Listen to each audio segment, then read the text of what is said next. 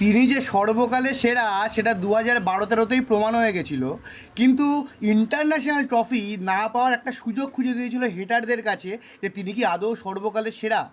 বারবার ব্যর্থতা, বারবার ব্যর্থতার পরেও রিটায়ারমেন্ট নেওয়ার পরেও আবার ফিরে আসা, আর ফিরে এসে 4টে ইন্টারন্যাশনাল ট্রফি দেশের হয়ে মেজর, তার মধ্যে একটা ওয়ার্ল্ড কাপ এবং 2টো কোপা আমেরিকা, সেটা অনস্বীকার্য।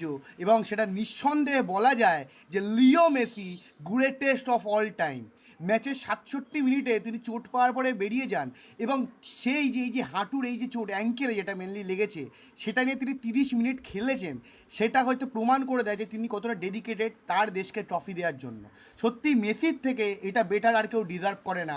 1-0 গোলে হারিয়ে এক্সট্রা টাইমে লটানো মার্টিনেজ গোল করায়, 1-0 গোলে কলম্বিয়াকে হারিয়ে দেশের হয়ে মেসি দুবার কোপা আমেরিকা জিতে নেয় এবং আর্জেন্টিনার এটা 16বার।